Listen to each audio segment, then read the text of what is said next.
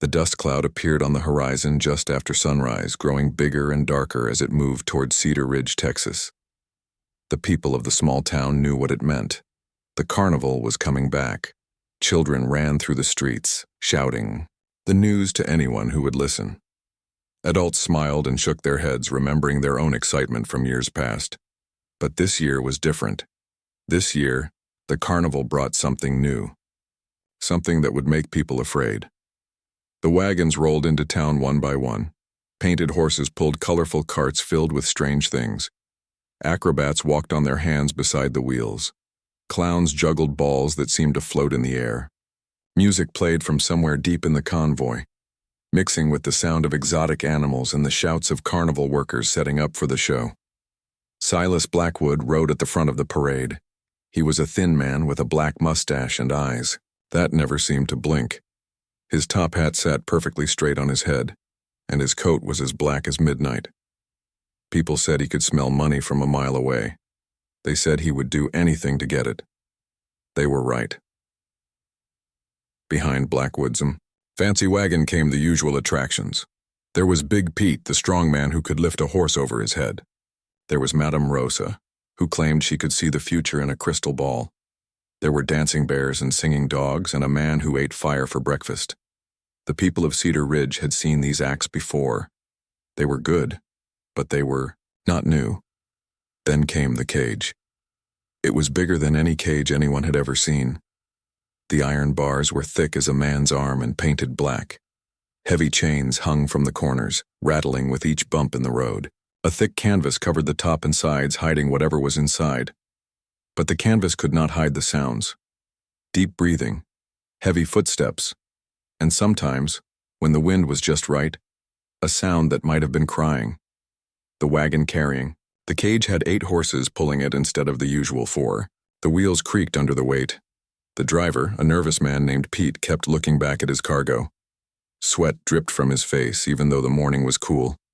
His hands shook as he held the reins. When the carnival set up in the field, outside town, workers gathered around the mysterious cage. They spoke in whispers and pointed at the canvas cover. Some made bets about what was inside. A wild animal, perhaps. Maybe a monster from some distant land. Others said it was just another trick, something to bring in more customers. Blackwood appeared beside the cage like a shadow.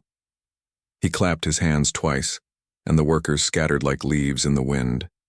Then he walked around the cage, checking every bar and lock. He seemed satisfied with what he saw. That evening, the carnival opened its gates to the public. The usual crowd gathered, families with children, young couples holding hands, old men who had nothing better to do.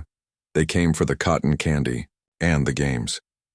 They came to see the acrobats and the fire eater.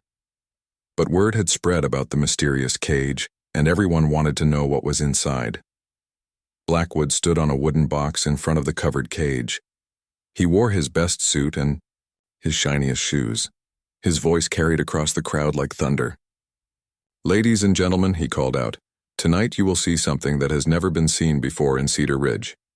Tonight you will come face to face with the most dangerous woman in the world. She stands nearly 7 feet tall. She has the strength of 10 men. She has killed before, and she would kill again if given the chance." The crowd pressed closer. Children hid behind their mothers' skirts. Men crossed their arms and tried to look brave. But everyone was listening. "She is called the Giant Widow," Blackwood continued. "She comes from the dark forests of Poland, where she lived like a wild animal. She was married once, but her husband died under mysterious circumstances. Some say she killed him with her bare hands. Others say she scared him to death just by looking at him." A woman in the crowd gasped. A man muttered a prayer. Blackwood smiled. "But do not worry," he said, raising his hands. "She is safely locked away. The cage that holds her was built by the finest craftsmen in Chicago. The bars are solid iron. The locks are the strongest money can buy. She cannot escape. She cannot hurt you. All you have to do is look." With a dramatic flourish, Blackwood pulled away the canvas cover. The crowd fell silent. Inside the cage sat a woman unlike anyone they had ever seen. She was indeed nearly 7 feet tall, with shoulders as broad as a man's. Her hair was long and black, hanging down to hide her face. She wore a simple dress that had seen better days. Her feet were bare and her hands rested in her lap, but she did not look dangerous. She looked tired. She looked sad. She looked like someone who had given up hope a long time ago. The crowd began to murmur. Some people pushed forward for a better look. Others stepped back. Children pointed and stared. Their parents told them it was not polite to stare. But they stared too. "Step right up," Blackwood called out. "See the giant widow up close. Only 25 cents, but be careful. Do not get too close to the bars. She may look calm now, but she is always dangerous." People began to line up, fishing coins from their pockets. They walked slowly past the cage, their eyes wide with fear and curiosity. Some threw peanuts at the woman inside as if she were an animal at the zoo. Others made jokes and laughed too loudly. The woman in the cage never looked up. She sat perfectly still, like a statue. Only her chest moved up and down as she breathed. Sometimes a tear would slide down her cheek, but she never wiped it away. As the evening wore on, the crowds grew larger. Word spread through town about the giant widow. People came running from their homes to see her. They brought their neighbors and their friends. They paid their quarters and walked past the cage talking about her as if she could not hear. But she could hear. She heard every cruel word. She heard every joke. She heard every gasp of fear. And with each passing hour, she seemed to shrink deeper into herself. Late that night, when the last customer had gone home and the carnival workers had put out the lights, the woman in the cage finally looked up. Her eyes were green like emeralds, and they held an intelligence that would have surprised anyone who had called her a monster. Her name was Helena Kowalski, and she had not always lived in a cage. Once she had been a teacher in a small village in Poland. She had been married to a kind man who made her laugh. She had been happy, but that was before the accident, before her husband died, before she lost everything and had to leave her homeland to survive. Before she became the giant widow, trapped in a cage for the entertainment of people who would never try to understand her pain. As she sat alone in the darkness, Helena closed her eyes and remembered better times. She did not know that tomorrow would bring someone different, someone who would see past her sighs and her sadness, someone who would change her life forever. The carnival was only supposed to stay in Cedar Ridge for 1 week, but sometimes 1 week is long enough to change everything. Jake Morrison was not like other men in Cedar Ridge. While most folks in town worked in stores or banks or small businesses, Jake spent his days under the wide Texas sky. He was a ranch hand on the Double R Ranch, 5 miles outside of town. His hands were rough from working with cattle and horses. His skin was brown from the sun. His boots were scuffed and worn from years of hard work. Jake was 28 years old and had never been married. His mother often asked him when he would find a nice girl and settle down. Jake would just smile and change the subject. The truth was, he had never met a woman who interested him. The ladies in town were nice enough, but they all seemed the same to him. They talked about the same things. They worried about the same things. They wanted the same things. When the carnival came to town, Jake was not planning to go. He had work to do on the ranch. There were fences to fix and horses to train, but his friend Tom Bradley would not leave him alone about it. "Come on, Jake," Tom said as they sat eating lunch under a shade tree. "It's just one evening. The carnival only comes once a year. Besides, I heard they have something really special this time." "What kind of special?" Jake asked, taking a bite of his sandwich. "I don't know exactly," Tom replied. "But people are talking. They say there's something in a cage that nobody's ever seen before." Jake was not impressed. "Probably. Just another dancing bear or trained monkey." "No, this is different," Tom insisted. "Mrs. Henderson saw them setting up yesterday. She said there was a cage big enough to hold an elephant, but it wasn't an elephant inside." Despite himself, Jake was curious. That evening, after he finished his work at the ranch, he cleaned up and rode into town. The carnival was already busy with people walking around eating candy and playing games. The air smelled like popcorn and cotton candy. Music played from somewhere in the crowd. Jake wandered around for a while, watching the acrobats and the fire eater. He played a game where you tried to knock down bottles with a baseball. He won a small stuffed horse that he tucked into his jacket pocket. But he kept hearing people talk about the woman in the cage. Finally, his curiosity got the better of him. He followed a group of people toward the back of the carnival grounds. There, surrounded by a thick crowd, was the largest cage he had ever seen. A man in a black top hat stood on a box beside it, talking to the crowd in a loud voice. "Step right up and see the giant widow," the man was saying. "The most dangerous woman in the world. She has killed before and would kill again. But you are safe as long as she stays behind these iron bars." Jake pushed through the crowd until he could see the cage clearly. Inside sat a woman unlike anyone he had ever seen. She was indeed very tall, probably close to 7 feet. Her shoulders were broad and strong. Her hair was long and black. But what struck Jake most was her face. It was not the face of a killer. It was not the face of a monster. It was the face of someone who was deeply, terribly sad. While the other people in the crowd pointed and whispered and threw peanuts, Jake just stood and watched her. He noticed that she never looked up at the crowd. She kept her eyes on her hands, which were folded in her lap. Her hands were large like the rest of her, but they were gentle hands, clean hands. Not the hands of someone who lived like a wild animal. Jake stayed and watched long after the other people had moved on to different attractions. He watched as new crowds gathered and the man in the black hat told his story again and again. Each time the people would gasp and point and make cruel comments. Each time the woman in the cage would seem to shrink a little more into herself. Something about the whole situation bothered Jake. He could not put his finger on what it was exactly, but something was not right. The woman did not look dangerous. She looked like she was in pain. The next evening, Jake came back to the carnival. He told himself he was just curious, but the truth was, he could not stop thinking about the woman in the cage. This time, he brought an apple from the ranch. When no one was looking, he rolled it between the bars of the cage. The woman looked up for just a moment when the apple stopped near her feet. Her eyes met Jake's for a split second, and he saw something there that surprised him. Intelligence, sadness, and a tiny spark of something that might have been gratitude. She picked up the apple and held it in her large hands. She did not eat it right away. Instead, she looked at it as if it were the first kind thing anyone had given her in a very long time. That night, Jake rode back to the ranch thinking about those green eyes. He had seen intelligence there. Real intelligence. Not the look of a wild animal or a dangerous killer. The look of a person who was trapped and afraid. The third night, Jake came back again. This time he brought 2 apples and a piece of fresh bread wrapped in a clean cloth.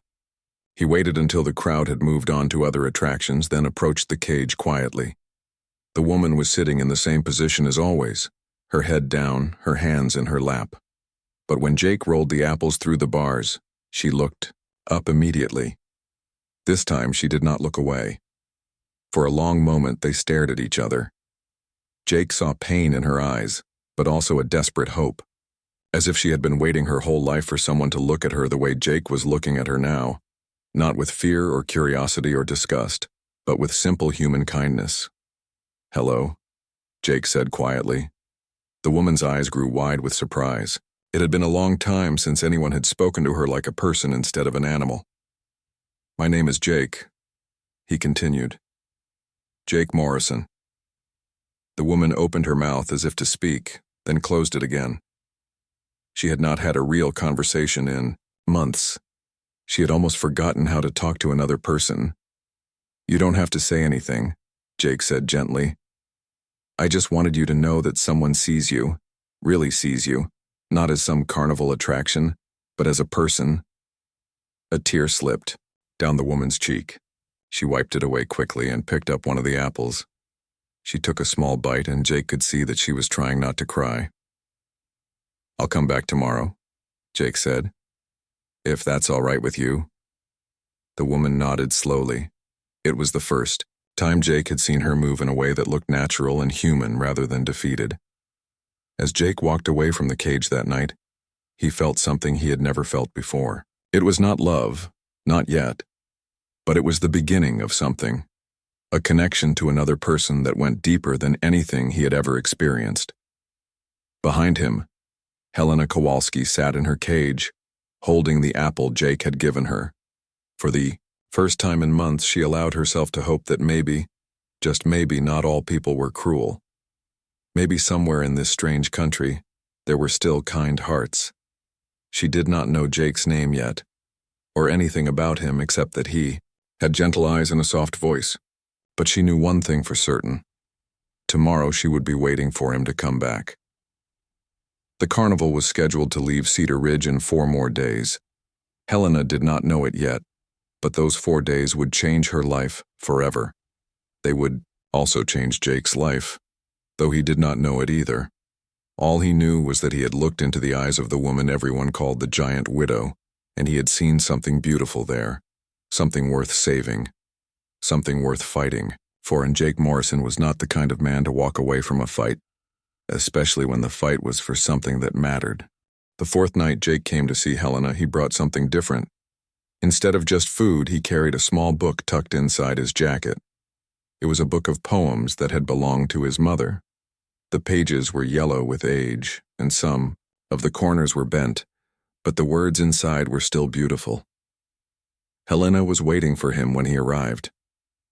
Over the past few days, she had begun to sit closer to the front of her cage during the evening hours. She never admitted it to herself, but she was looking forward to Jake's visits. They were the only bright spots in her dark days. "Good evening," Jake said softly as he approached the cage. The carnival was busy on the other side of the grounds, so they were mostly alone. "Good evening," Helena replied. Her voice was quiet and had a slight accent that Jake found pleasant. It was the first time she had spoken to him, and Jake smiled. "I brought you something," Jake said, pulling out the book. "Do you like to read?" Helena's eyes lit up for the first time since Jake had known her. "Yes," she said eagerly, then caught herself and spoke more quietly. "Yes, I used to read very much. Before." "Before what?" Jake asked gently. Helena looked down at her hands. "Before this, before I became what I am now." Jake pushed the book through the bars. Helena took it with careful hands as if it were made of glass. She opened it and ran her fingers over the first page. "I have not held a book in over a year," she whispered. "What did you do before?" Jake asked. "Before the carnival, I mean." Helena was quiet for a long time. Jake thought she might not answer, but finally, she spoke. "I was a teacher," she said, "in my village in Poland. I taught children to read and write. I taught them about numbers and about the world outside our small town." Jake was not surprised. He had seen the intelligence in her eyes from the first night. "What happened?" he asked. Helena's story came out slowly, a little bit each night. Jake learned that she had been married to a man named Stefan, who worked in the mines. Stefan was kind and funny, and he made Helena laugh every day. They lived in a small house with a garden where Helena grew vegetables and flowers. Then came the mine accident. A tunnel collapsed and Stefan was trapped underneath tons of rock and dirt. He died along with 12 other men. Helena was left alone with no money and no way to support herself. "In my country, a woman alone has very few choices," Helena explained to Jake one evening. "Especially a woman who looks like me. I am too big, too strange. No one wanted to marry me except Stefan, and he was gone." Helena had tried to keep teaching, but the village parents did not want their children taught by a woman who looked so different. They whispered that her size was a curse from God. They said she might pass her strangeness on to their children. "So, I came to America," Helena continued. "I had heard there was work here for anyone willing to do it. I sold everything I owned to buy passage on a ship. I thought America would be different. I thought people would judge me by my mind instead of my body. But America had been no kinder to Helena than Poland. She was too big for most jobs. People were afraid of her size. She could not find work or a place to live. She spent her money quickly and soon had nothing left. That was when Silas Blackwood found her. She was sleeping in an alley behind a restaurant in New York, trying to stay warm with newspapers and old rags. Blackwood saw opportunity in Helena's desperate situation. He told me I could have food and shelter and even money, Helena told Jake. All I had to do was let people look at me. It seemed so simple, so harmless. But it had not been harmless. Blackwood had created a story about Helena being dangerous and wild. He encouraged people to fear her. He told them she was a killer. He kept her locked in the cage not because she was dangerous, but because it made the show more exciting. I have not hurt anyone in my life, Helena said sadly. I could not hurt anyone, but people believe what they want to believe. As the nights passed, Jake learned more about the real Helena. She spoke 4 languages: Polish, German, Russian, and English. She could do mathematics in her head faster than most people could do it on paper. She knew the names of plants and flowers and could identify birds by their songs. I miss teaching, she told Jake one evening. I miss helping children learn new things. I miss seeing their faces when they understand something difficult for the first time. Jake found himself looking forward to these conversations more than anything else in his day. Helena was unlike anyone he had ever met. She was intelligent and kind and gentle, despite everything that had happened to her. She remembered poems in 3 different languages. She could explain how the stars moved across the sky. She knew stories from all over the world. Why do you come here? Helena asked him one night. Why do you waste your time talking to me? Jake thought about the question for a long time before answering. Because you're the most interesting person I've ever met, he said finally. Because when I talk to you, I learn things I never knew before. Because you make me think about the world in new ways. Helena was quiet for a moment. No one has ever said anything like that to me before, she said softly. Then no one has been paying attention, Jake replied.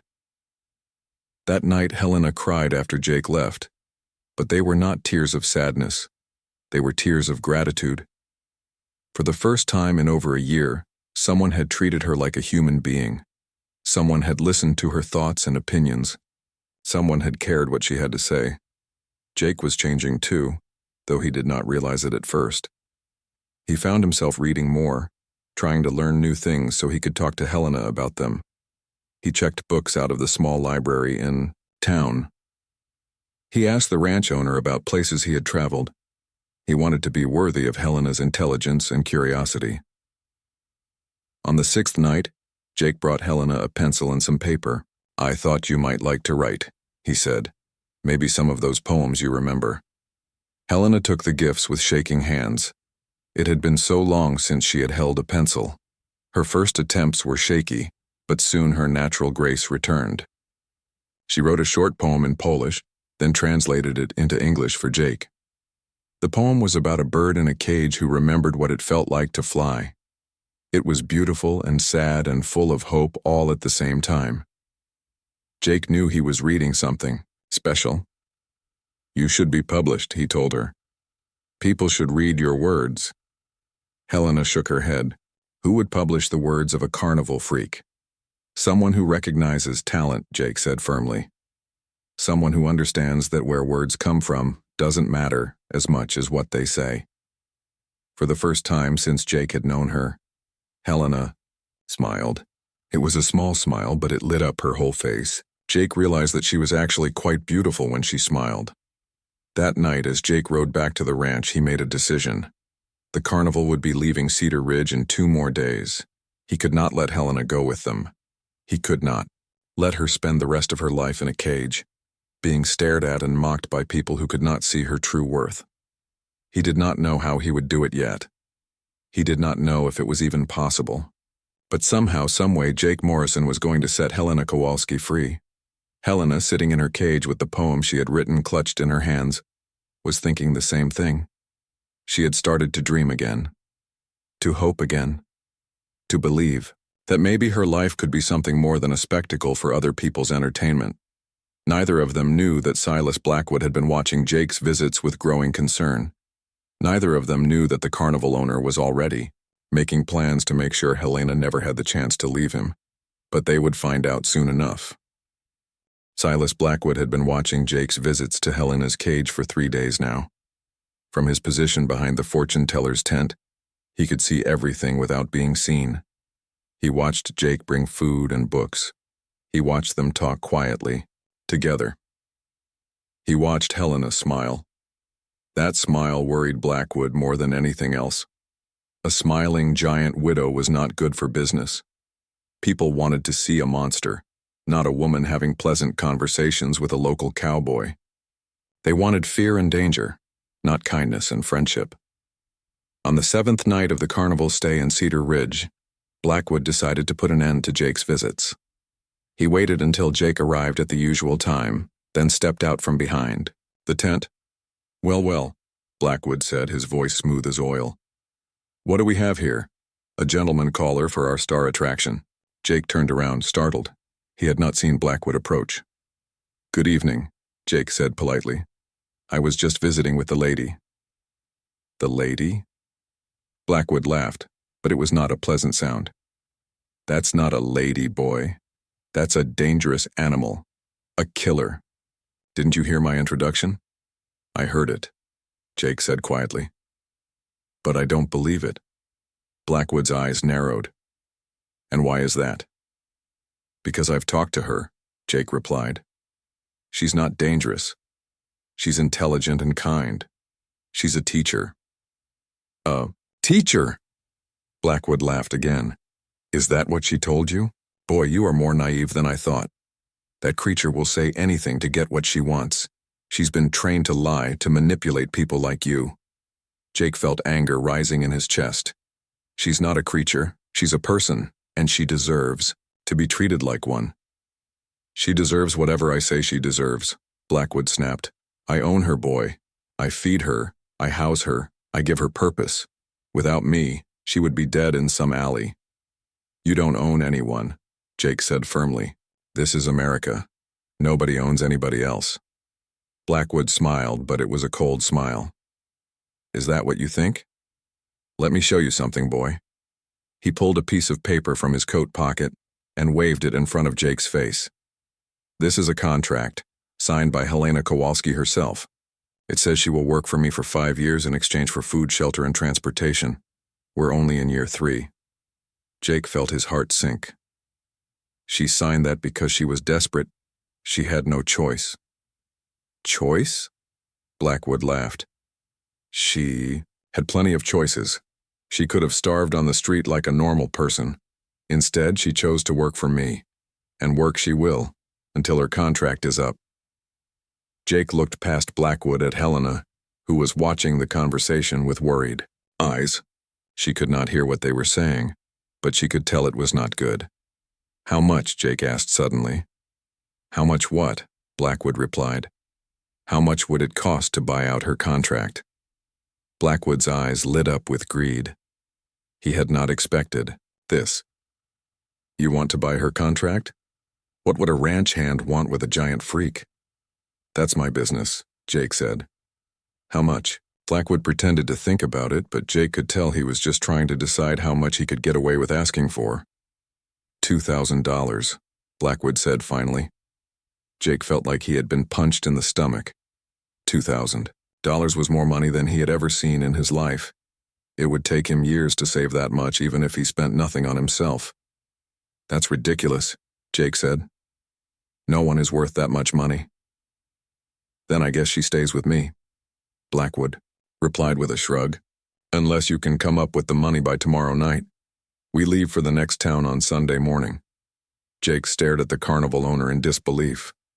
Tomorrow night? That's impossible. Then I guess it's impossible, Blackwood said. Now, I think you visited our attraction enough for one evening. In fact, I think you visited enough for the entire week. I'm going to have to ask you to stay away from now on. You can't do that, Jake protested. I can and I will, Blackwood replied. This is my carnival and these are my rules. Anyone who doesn't follow them gets banned. Permanently. He whistled sharply, and 2 large men appeared from behind other tents. They were carnival workers, strong from setting up and tearing down equipment every few days. They looked at Jake with unfriendly eyes. "These gentlemen will escort you off the grounds," Blackwood said. "And they'll make sure you don't. Come back." Jake looked at Helena one more time. She was standing at the front of her cage now, her hands gripping the bars. Her face was full of fear and sadness. Jake wanted to say something to her to tell her he would find a way to help, but the two men were already moving toward him. "This isn't over," Jake told Blackwood. "Oh, but it is," Blackwood replied. "It's very much over." Jake allowed the men to walk him to the edge of the carnival grounds. He did not want to cause trouble that might make things worse for Helena. But as he mounted his horse and rode away, his mind was already working on a plan. $2,000 was an impossible amount of money for him to raise in one day. But that did not mean it was impossible to raise. Jake just had to figure out how. Behind him, Blackwood walked over to Helena's cage. She was still standing at the front watching Jake disappear into the darkness. "Well, well," Blackwood said. "It looks like your boyfriend won't be coming around anymore." Helena said nothing, but tears were running down her cheeks. "Did you really think he would save you?" Blackwood continued. "Did you think some cowboy would ride up on his white horse and carry you away? This isn't a fairy tale, Helena. This is real life. And in real life, freaks like you don't get happy endings." Helena still said nothing. She had learned long ago that talking back to Blackwood only made things worse. "I should have put a stop to those visits sooner," Blackwood said. "They were giving you ideas, making you forget your place. Well, let me remind you what your place is." He pulled out a key and unlocked the cage door. Helena backed away as he stepped inside. "Your place is in this cage," Blackwood said, his voice low and threatening. "Your place is being stared at and feared by normal people. Your place is making money for me. That's all you're good for, and that's all you'll ever be good for." He grabbed the book of poems that Jake had given Helena and tore it in half. Then, he threw the pieces on the ground and stepped on them. "No more books," he said.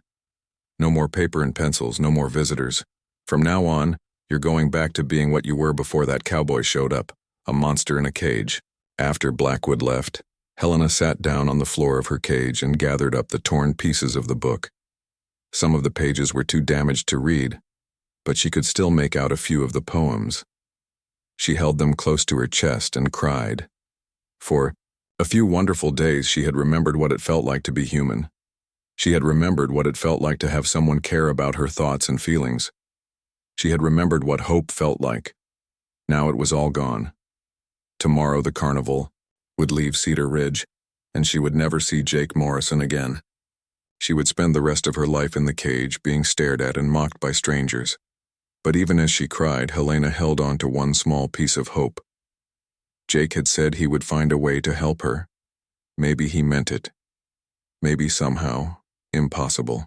As it seemed, he would keep his promise. She did not know that at that very moment Jake was riding through the night toward the ranch, his mind full of desperate plans. She did not know that he was already calculating how much money he could raise by selling everything he owned. She did not know that Jake Morrison was not the kind of man to give up, no matter how impossible the odds seemed. But she would find out soon enough. Jake did not sleep that night. As soon as he reached the ranch, he lit a lamp and began making a list of everything he owned. His horse, Thunder, was worth about $300. His saddle and tack were worth maybe $50 more. He had a rifle that might bring $30. His savings account at the Cedar Ridge Bank had exactly $47.32. Even if he sold everything, he would still be far short of the $2,000 Blackwood wanted. Jake stared at the numbers on his paper and felt hopeless. There had to be another way. At sunrise, Jake rode into town to see his friend Tom Bradley. Tom worked at the bank and knew everyone in Cedar Ridge. If anyone could help Jake figure out how to raise money quickly, it would be Tom. $2,000, Tom said when Jake explained the situation. By tonight? Jake, that's impossible. That's more money than most people in this town see in 5 years. There has to be a way, Jake insisted. Maybe I could get a loan. Tom, shook his head. Not without collateral, and not for that amount. The bank doesn't have that kind of money to lend to a ranch hand no matter how honest you are. Jake felt his hopes sinking. What about the people in town? Could I borrow from different people? You could try, Tom said doubtfully, but most folks don't have much extra money lying around. And even if they did, would they lend it to help buy a carnival performer? People might think you've lost your mind. But Jake was not ready to give up. He spent the morning going from house to house in Cedar Ridge, explaining his situation to anyone who would listen. Most people were kind but could not help. Mrs. Henderson lent him $5. The minister gave him 10. The owner of the general store offered 15. By noon, Jake had collected $63. It was generous of the townspeople, but it was nowhere near enough. He needed a miracle. That afternoon, Jake rode out to see Mr. Robert Davidson, the owner of the Double R ranch where Jake worked. Mr. Davidson was a fair man who had always treated Jake well. Maybe he would have some ideas. Jake found Mr. Davidson in the barn, checking on a mare who was about to give birth.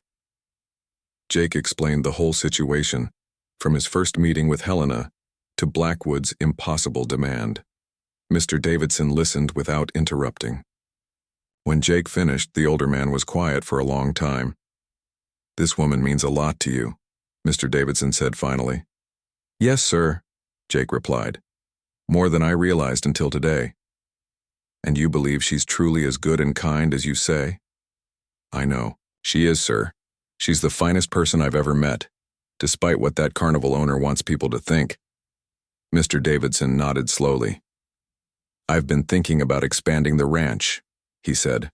"I've been wanting to buy the Peterson place next door. It would give us another 200 acres of good grazing land." Jake was confused.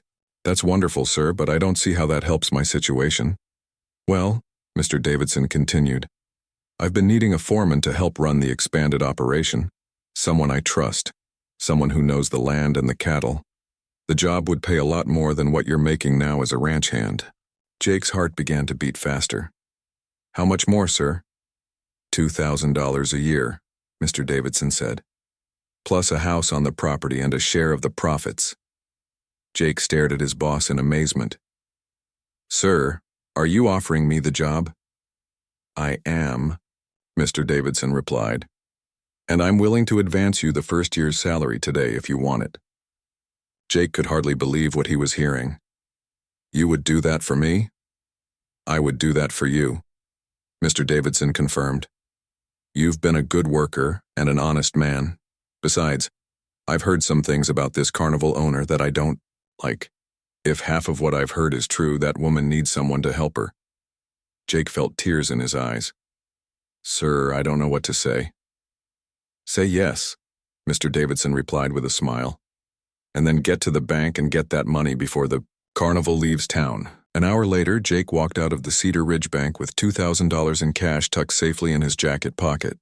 It was the most money he had ever carried in his life. His hands shook as he mounted Thunder and rode toward the carnival grounds. The carnival was already being packed up. Workers were taking down tents and loading wagons. Jake could see Blackwood supervising the work, barking orders at anyone who moved too slowly. Jake rode straight to Helena's cage. She was sitting in the back corner, looking smaller and sadder than ever. When she saw Jake approaching, her eyes widened in surprise. "Jake?" she called out. "What are you doing here? That man said you could not come back." "I'm here to get you out," Jake said, climbing down from his horse. "I have the money." Helena's mouth fell open. "The money? All of it?" "Every penny," Jake confirmed. He pulled the bundle of bills from his jacket and held it up so she could see it. Helena started to cry. "But how? Where did you get so much money?" "That doesn't matter," Jake said. "What matters is that you're going to be free." At that moment, Blackwood appeared beside them. "Well, well," he said, looking at the money in Jake's hand. "I didn't think you had it in you, boy." "I have your money," Jake said coldly. "Now honor your agreement." Blackwood reached for the money, but Jake pulled it back. "The papers first," Jake said. "I want to see Helena's contract torn up before you get a Penny.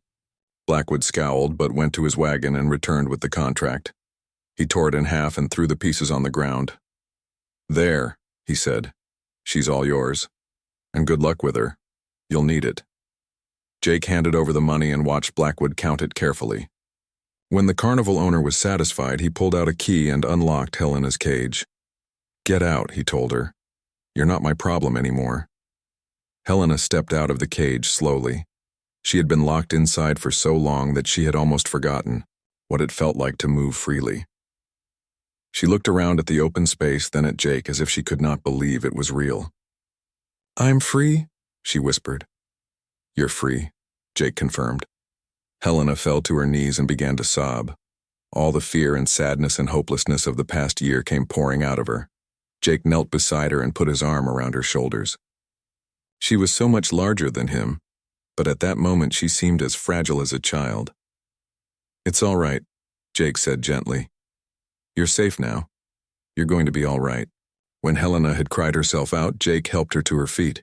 Can you ride a horse? He asked. Helena nodded. I grew up on a farm in Poland. I have ridden horses before. Jake whistled, and Thunder trotted over. Jake helped Helena climb onto the horse's back, then swung up behind her. Helena was so tall that Jake had to sit far back on the horse, but Thunder was strong enough to carry them both. As they rode away from the carnival, Helena turned to look back one more time at the cage that had been her home for over a year. She shuddered and turned away. She never wanted to see a cage again for the rest of her life. Where are we going? She asked Jake. To my ranch, Jake replied. Well, it's not exactly my ranch yet, but it will be soon. Mr. Davidson, my boss, offered me a job as foreman. There's a house that goes with the job.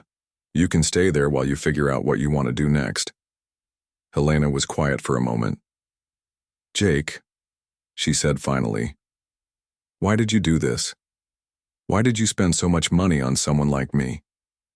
Jake thought about the question as Thunder carried them through the Texas night. How could he explain that Helena was the most interesting, intelligent, kind person he had ever met? How could he explain that talking to her had made him feel more alive than he had ever felt before?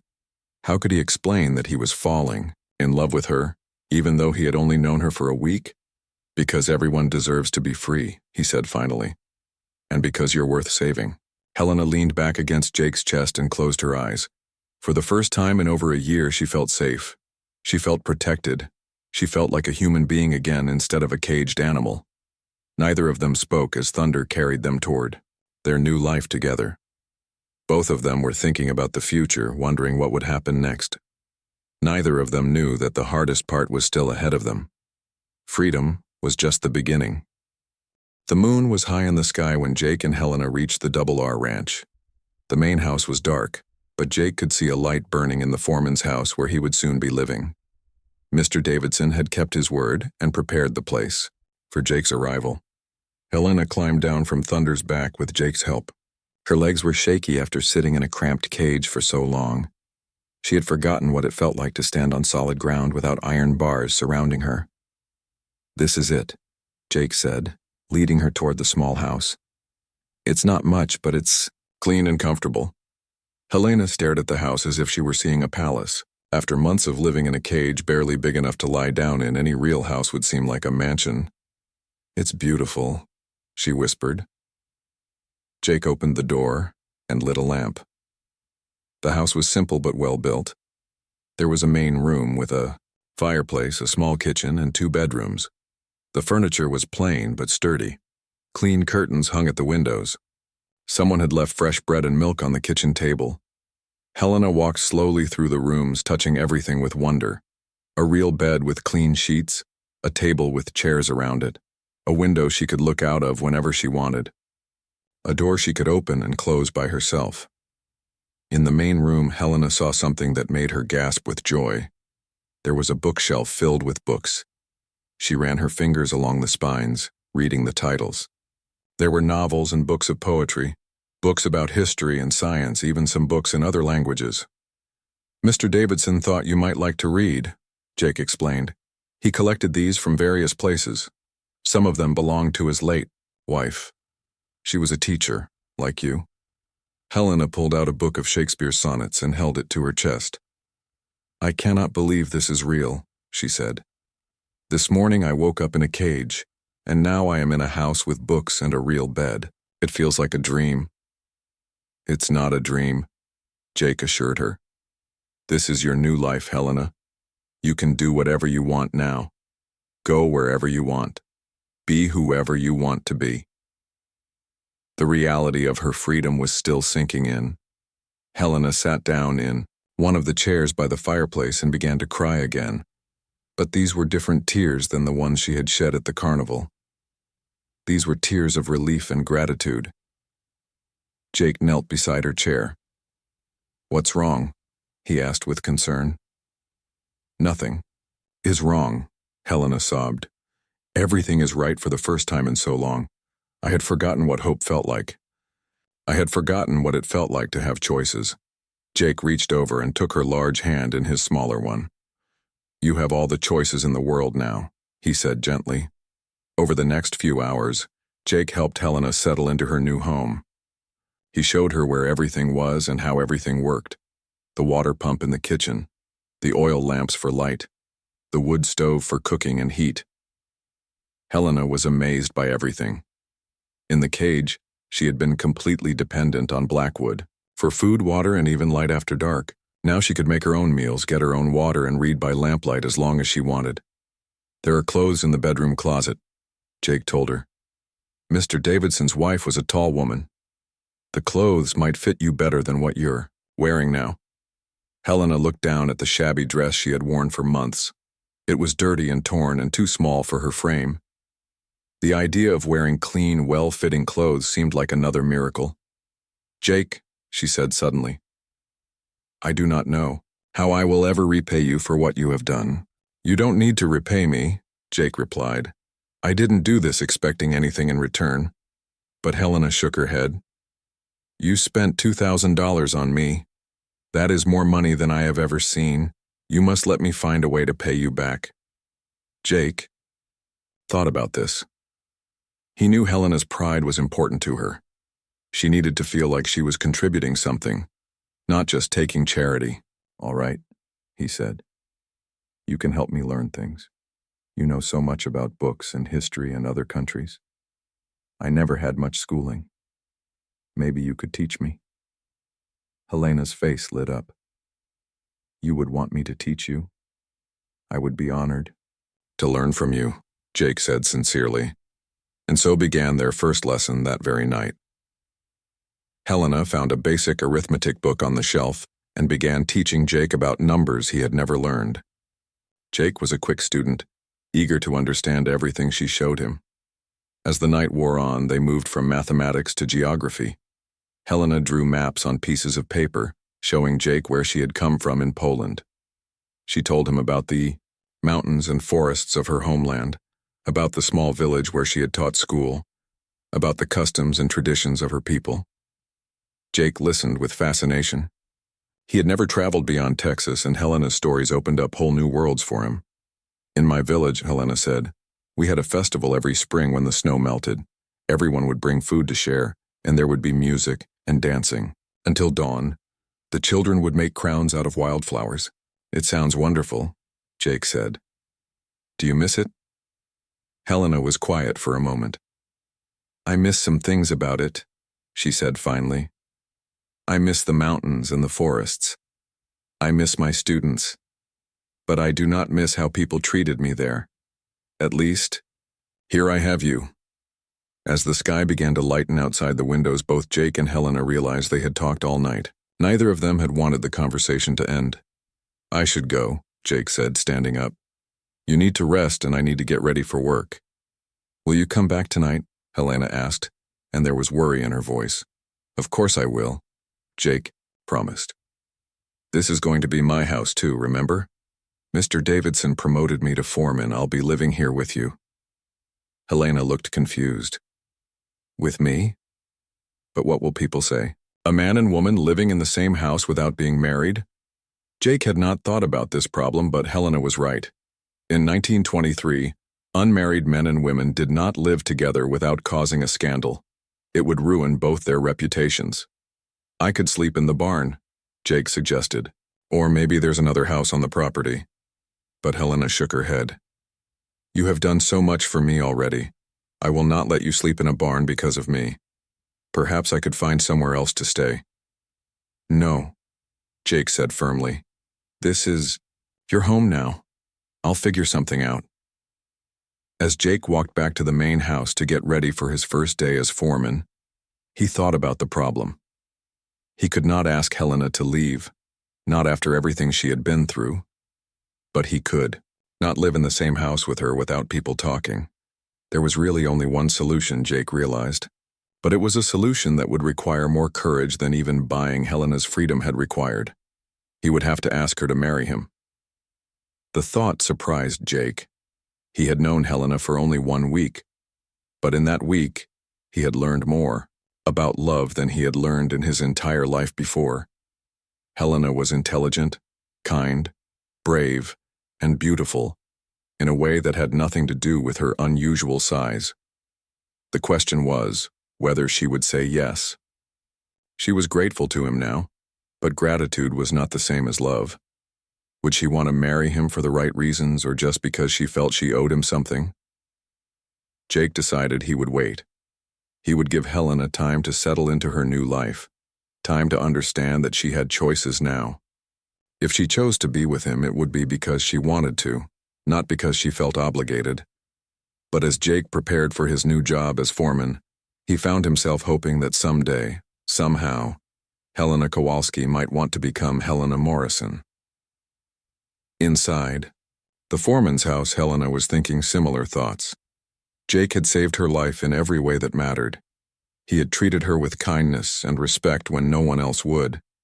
He had spent a fortune to buy her freedom. But more than that, he had seen her as a person when everyone else saw only a freak. He had talked to her about books and ideas and dreams.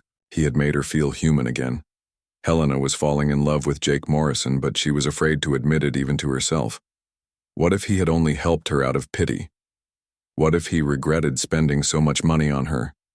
What if he realized that a woman like her could never be a proper wife for a man like him? As the sun rose over the Texas plains, both Jake and Helena were thinking about the future. Neither of them knew that their feelings were mutual. Neither of them knew that the other was already imagining what it would be like to spend their lives together. But they would find out soon enough. The first weeks of Helena's new life were not easy. During the day, while Jake worked with the cattle and horses, Helena stayed close to the house. She was afraid to go into town. She was afraid of how people would react when they saw her. Jake understood her fear. He had seen how people stared at her at the carnival. But he also knew that hiding in the house was not really living. Helena needed to learn that not everyone in the world was cruel. The first test came when Dr. Samuel Hayes made a visit to the ranch. Mr. Davidson had asked the doctor to check on Helena to make sure her time in the carnival had not damaged her health. Helena was terrified when she saw the doctor's buggy approaching the house. She ran to the bedroom and refused to come out. Helena, Jake called through the door. Dr. Hayes is a good man. He just wants to make sure you're well. I cannot, Helena replied from behind the door. People in my country believe that doctors think I am some kind of medical curiosity. They want to study me like a specimen. Jake knocked gently on the door. Dr. Hayes is not like that. He delivered half the babies in Cedar Ridge. He's treated me many times when I was injured working with the cattle. He's here as a doctor, not as someone who wants to stare at you. It took an hour of gentle persuasion before Helena finally agreed to see Dr. Hayes. She sat stiffly in a chair while the doctor examined her, waiting for him to make comments about her unusual size. But Dr. Hayes treated her exactly as he would treat any other patient. He checked her eyes and throat. He listened to her heart and lungs. He asked about her appetite and sleep. You're somewhat undernourished, he told her when he was finished. But that's not surprising given your circumstances. You need to eat more meat and vegetables. Get some sun and fresh air. Your body is strong, but it needs better care. Helena was amazed. The doctor had not mentioned her height once. He had not asked to measure her or study her unusual features. He had simply treated her as a person who needed medical attention. After Dr. Hayes left, Helena was quiet for a long time.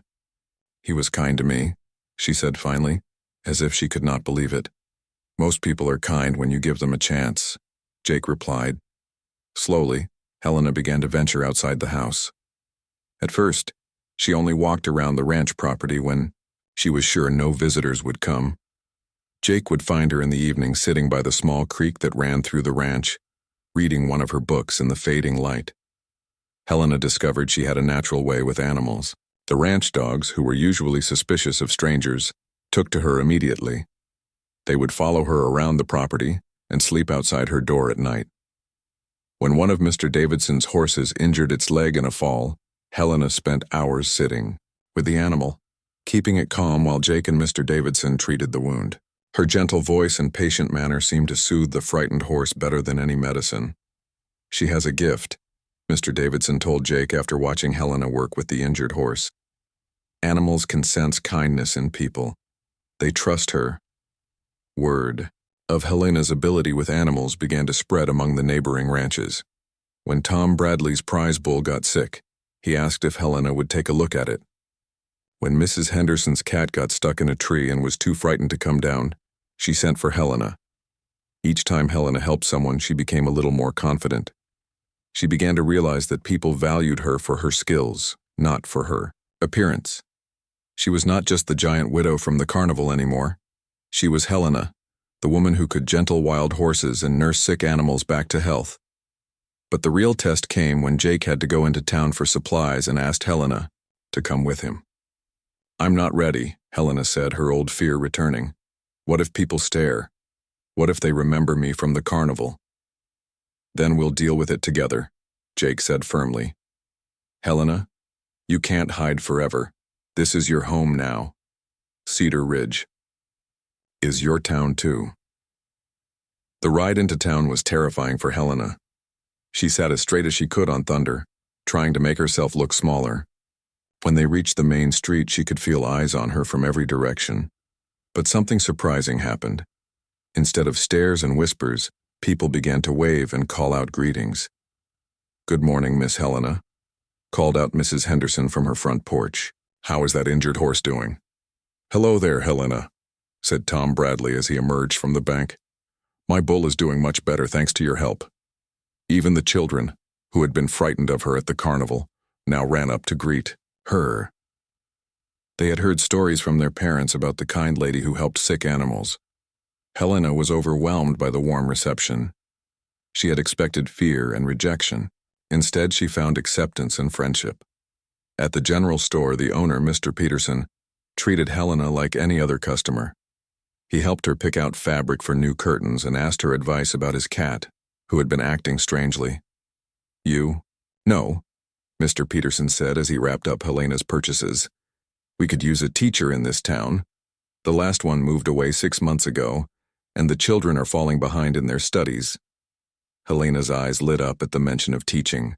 "I was a teacher in Poland," she said shyly. "Well then," Mr. Peterson replied, "you should talk to the school board. They've been looking for someone qualified." On the ride back to the ranch, Helena was quiet but thoughtful. The idea of teaching again excited her more than anything had in years. "Jake," she said finally, "do you think they would really let me teach their children?" "Why wouldn't they?" Jake replied. "You're the most educated person in the county. You speak 4 languages and know more about books and history than anyone." "But I am so different from them," Helena said. "I am so much larger than other women." Jake pulled Thunder to a stop and turned to face Helena. "Helena, listen to me. The people in this town have gotten to know you over the past few weeks. They've seen your kindness and your intelligence. They don't see a giant anymore. They just see Helena, a good person who happens to be tall." That evening, Helena wrote a letter to the school board, offering her services as a teacher. She listed her qualifications and experience, and included letters of recommendation from people in town who had seen her work with animals and children. A week later, the school board voted unanimously to hire Helena as Cedar Ridge's new teacher. The children were excited to have someone so knowledgeable and kind teaching them. The parents were grateful to have their children learning again. Helena's first day of school was one of the happiest of her life. She stood in front of a classroom full of eager young faces, holding a piece of chalk in her hand. and felt truly alive for the first time since leaving Poland. The children loved her immediately. She made learning fun by telling them stories from different countries and teaching them songs in other languages. She helped the slow learners catch up and challenged the bright ones to reach higher. In the evenings, Helena would come home to the ranch and share stories of her day with Jake. She would tell him about the clever questions her students asked and the progress they were making. Jake loved seeing the joy in her face when she talked about teaching. As the months passed, Helena and Jake fell into a comfortable routine. She would leave for school in the morning, and he would go out to work with the cattle. In the evenings, they would have dinner together and talk about their days. Sometimes Helena would help Jake with the ranch books, using her mathematical skills to keep track of expenses and profits. Sometimes Jake would help Helena prepare lessons for her students. Their friendship deepened into something more, though neither of them spoke of it directly. They enjoyed each other's company. They respected each other's intelligence. They cared about each other's happiness and well-being. The people of Cedar Ridge began to see them as a pair. When someone mentioned Jake Morrison, they often mentioned Helena in the same breath. When Helena needed something from town, people would ask Jake to get it for her. They were not married, but they were clearly partners in all the ways that mattered. But there was still the matter of their living arrangement. Jake had been sleeping in the barn to avoid scandal, but winter was coming, and the barn would be too cold. They needed to find a better solution. One evening in late October, as they sat by the fire reading together, Helena looked up from her book and said, "Jake, we need to talk about something." Jake set down his own book and gave her his full attention. "People are beginning to ask questions about us," Helena continued, "about why we live in the same house but are not married. Mrs. Henderson mentioned it to me yesterday at the store." Jake nodded. He had been thinking the same thing. "What do you think we should do?" Helena was quiet for a long moment. "I think," she said carefully, "that we should consider whether we want to make our partnership official." Jake's heart began to beat faster. Was Helena suggesting what he thought she was suggesting? "Helena," he said gently, "are you saying you would consider marrying me?" Helena looked into the fire, not meeting his eyes. "I am saying that I care about you very much, Jake Morrison. I am saying that I cannot imagine my life without you in it. I am saying that if you were to ask me, I might say yes." Jake felt a surge of joy, unlike anything he had ever experienced. Helena cared about him, not just as the man who had bought her freedom, but as the man she wanted to spend her life with. News of Jake and Helena's engagement spread through Cedar Ridge faster than a wildfire. By the next morning, everyone in town was talking about it. Some people were happy for the couple they had grown to love. Others were shocked that such an unusual pair would actually get married. Mrs. Henderson was delighted. She had been watching Jake and Helena's friendship bloom into love, and she thought they were perfect for each other. She immediately offered to help Helena plan the wedding. "Every bride needs help with her wedding dress," Mrs. Henderson declared when she arrived at the ranch house that afternoon. "And yours will need some special considerations given your height." Helena was embarrassed. "I do not need a fancy wedding dress," she said. "A simple ceremony will be enough." But Mrs. Henderson would not hear of it. "Nonsense," she said firmly. "You're going to have a proper wedding with a beautiful dress. I've already talked to Mrs. Miller, the seamstress. She's excited about the challenge of making a wedding dress for someone as tall as you." Not everyone in town was supportive. Old Mr. Jameson, who owned the hardware store, told anyone who would listen that it was not natural for a normal man to marry a woman like Helena. "She's too big," he grumbled to his cronies at the barber shop. "It ain't right. What kind of children would they have?" But Mr. Jameson's opinions were drowned out by the voices of people who had come to know and respect both Jake and Helena. Dr. Hayes publicly stated that he thought they were a fine match. The school board praised Helena's teaching and said she would make an excellent wife for any man. Even the preacher, Reverend Williams, said he would be honored to perform the ceremony. Jake faced his own challenges. Some of the other ranch hands teased him about marrying a woman who was taller and stronger than he was. "How are you going to handle a wife who can pick you up and carry you around?" asked Bill Murphy, laughing at his own joke. But Jake was not bothered by the teasing. He knew what he had in Helena. She was intelligent, kind, beautiful, and she loved him. Her size had never mattered to him, and he could not understand why it mattered to anyone else. The biggest surprise came from Mr. Davidson, Jake's boss. He called Jake into his office one morning and handed him a thick envelope. "What's this, sir?" Jake asked. "Open it," Mr. Davidson replied with a smile. Inside the envelope was a deed to 200 acres of land adjoining the Double R Ranch, plus a check for $5,000. Jake stared at the papers in amazement. "Sir, I don't understand." "It's a wedding gift," Mr. Davidson explained. "You've been like a son to me, Jake. I want you and Helena to have your own place to start your family. The land is good for cattle, and the money will help you get started." Jake was overwhelmed by his boss's generosity. "Mr. Davidson, this is too much. I can't accept this." "You can, and you will," Mr. Davidson said firmly. "That woman of yours saved my prize bull's life last month when he got sick. She's also the best teacher this town has ever had. You're both good people, and good people deserve good things." While Jake and Helena were making wedding plans, they were also dealing with unexpected visitors. Word of their unusual love story had spread to other towns, and reporters from newspapers started showing up in Cedar Ridge. The reporters wanted to write stories about the giant woman and her cowboy. They asked rude questions about Helena's size and made assumptions about why Jake would want to marry her. Helena was upset by the attention. It reminded her too much of her time in the carnival, when people stared at her and treated her like a curiosity instead of a person.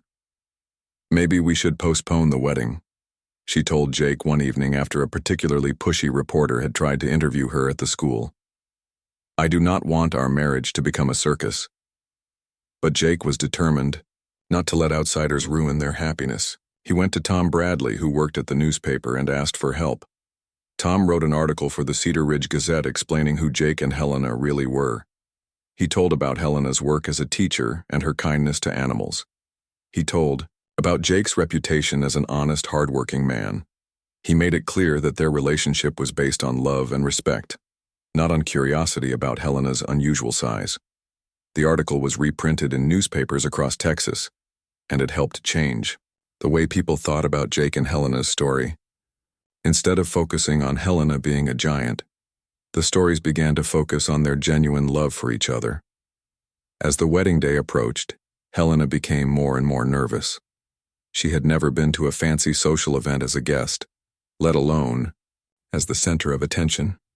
She was afraid she would do something wrong or embarrass Jake. "What if I trip walking down the aisle?" she worried. "What if the dress doesn't fit right? What if people stare at me instead of listening to the ceremony?" Jake took her hands and looked into her eyes. "Helena, listen to me. The only person whose opinion matters is mine.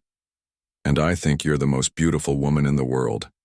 Everyone else who will be at our wedding loves and respects you.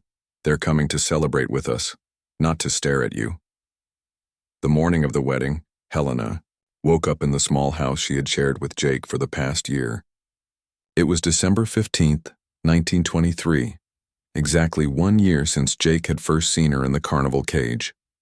Mrs. Henderson and several other ladies from town arrived early to help Helena get ready. The wedding dress Mrs. Miller had made was perfect. It was simple but elegant, made of white silk with delicate lace at the collar and sleeves. Mrs. Miller had designed it to flatter Helena's unusual height rather than trying to hide it. "You look beautiful," Mrs. Henderson said as she helped Helena with her hair. "Jake is going to be so proud." The wedding was held in the Cedar Ridge Church, which was packed with people from town and surrounding ranches. Helena was amazed by how many people had come to wish them well.